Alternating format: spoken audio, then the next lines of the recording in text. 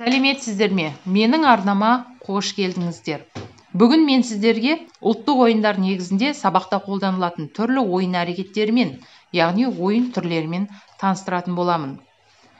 Видеоларым ұнаса, келесіде қандай видео көргілеріңіз келеді? Соны комментарияда пікір ретінде қалдырсаңыздар. Видеоларға лайк басыңыздар, каналға тіркеліңіздер. Қоңыраушаны басып қоюды ұмытпаңыз. Ұлттық ойындарымыздың бірі орамал тастау ойыны. Дидактикалық мақсаты балаларға сан құрамын толық меңгертуге және есеп құрап шығара білуге үйрету, ауызша, жазбаша есептеу дағдыларын қалыптастыру. Алдымен оқушыларды топқа бөліп аламыз. Әр топқа бір-бірден бет орамал таратылады. Үлкен етіп жазылған 13, 15, 16 сынды сандарды немесе өз қалауларыңыз бойынша басқа да сандарды жазуларыңызға болады. Топ қатарға байланысты топқа бөлінеді, яғни әр қатар бір топ болып есептелінеді. Ойын басқарушы бала бір қолына орамал алады, ал екінші қолына жазылған санды алады. Бала санды жоғары көтеріп, орамалды өзі қалаған балаға береді. Ол санның құрамын айтып, орамалды келесі балаға жалғастырып, бала бірден жауап беруі шарт. Қалған топтың балалары да ойынды бақылап отырып, осылайша ойынды жалғастыратын болады. Ойын барысында әр топтың тұсына қате жіберген жағдайда белгі қойып отыру қажет.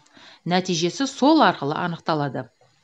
Ойынды ондықта қосу, ондықтан аттап қосу, азайту, екі таңбалы санды екі таңбалы сандарға қосу және азайту сынды түрлі тапсырмалармен ауыстырып беруге болады. Орамал тастау ойынның екінші нұсқасы. Дидактикалық мақсаты теңдеуді шешуге, әріпті өрнектердің мәнін табуға арналған. Алдыменен тапсырманы ең қарапайым жеңіл түрінен алып, одан кейін күрделендірсеңіздер болады. Ережесі: топтағы оқушылар екі топқа бөлінеді де бір-біріне қарама-қарсы тұрады немесе отырады. Арасы 10 метрдей болу керек. Жүргізуші қолындағы орамалды бірінші топтың шеткі ойыншысына береді.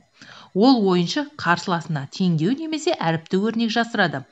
Жұмбақ жасыру ойыны сияқты. Мысалы, белгісіз қандай санға 8-ді қосқанда 12 саны шығады. Осы есепті қима қағазға жазып, оқушы қолына ұстатуға да болады. Қарсы топтағы бала орамалды қоса алып жауабын айтады. Егер жауабы дұрыс болмаса, өнер көрсетіп орнына отырады немесе ойыннан шығып кетеді. Жауапты тек қана орамалды ұстаған ата аталған бала ғана айтады. Осылайша тапсырманы күрделендіріп, өз қалауларыңызша келесі сабақтарда да қолдана берулеріңізге болады. Шын жыр ойыны. Дидактикалық мақсаты 20 көлеміндегі сандарды ауызша және жазбаша есептеу дағдыларын қалыптастыру. Қажетті материалдар: цифрлар жазылып, қиып алынған карточкалар. Ойын шарты бойынша алдымен оқушыларды міндетті түрде топтарға бөліп алу қажет. Мұғалім 1-ден 9-ға дейінгі сандар жазылған карточкаларды балаларға таратып береді. Ойынның тәртібімен таныстырады. Бір балаға карточканы береді де тақтаға шығарады. Бала қолындағы санды атауы шарт. Мұғалім балаларға қарап, сол санды 9-ға дейін толықтыр дейді. Содан соң оны 14-ке, содан соң оны 16-ға. Тапсырма осылай жалғасады. Топтағы барлық оқушылар аяқталғанша ойынды осылай жалғастырамыз. Ойын нәтижесінде тез және қатесіз орындаған топ озып шығады. Ойынды сан құрамын табуға, ондықтан аттап қосумен азайтуға да пайдалануға болады. Келесі сабақтарда күрделендіріп, орындай берсеңіздер болады. Ұлттық ойындарымыздың бірі ақсүйек ойыны.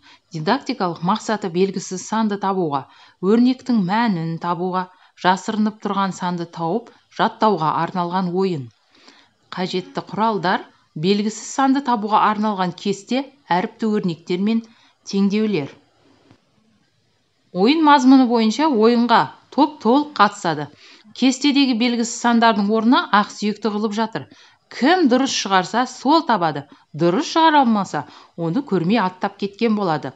Мінеки, кестені қарап отырғандарыңыздай кез келген санды жазып қоюларыңызға болады. Яғни, кестенің астыңғы бөлігі немесе үстіңгі бөлігі белгісіз сандарды X белгісімен белгілеп қойсаңыздар да болады. Осылайша 7-ге мысалы қай санды қосқанда 12 шығады? 8-ге қандай санды қосса 12 шығады? Осылайша тапсырманы тез әрі бірінші орындаған топ жеңіске жетеді. Бәйге ойыны дидактикалық мақсаты бір таңбалы сандарды қосу және азайту, ондықтан аттап қосуға байланысты мысалдар шығарып жаттығу. Керекті құралдар әр топқа арналған кішкентай жалаушалар, сол ойынға қатысқан балаларға арналған нөмір, қосымша мысалдар жазылған карточка және плакаттар. Ойын шарты. Мұғалім оқушыларды бірнеше топқа бөледі де, оқулықта жаттығуға берілген мысалдарды карточкаларға немесе ойын тақтасына, плакатқа жазып қояды. Бәйгеге түсетін бала алдын ала бірінші турдан өтіп, мысалдарын шығарып, жарысқа қатысуға жолдама алады. Жарысқа қатысуға жолдама алған топтың балалары алдымен бір-бірден тақтаға шығады. Мұғалім жарыс тәртібімен таныстырады. Екі бала өздеріне тиесілі жолдың бойындағы есеп мысалдарды шығара отырып, алға жылжиды. Кім бірінші болып мәреге жетсе, сол топ жеңеді. Мәреге жеткенше қатысқан баланы шаршады деп есептесе, басқа балалармен ауыстыруға болады.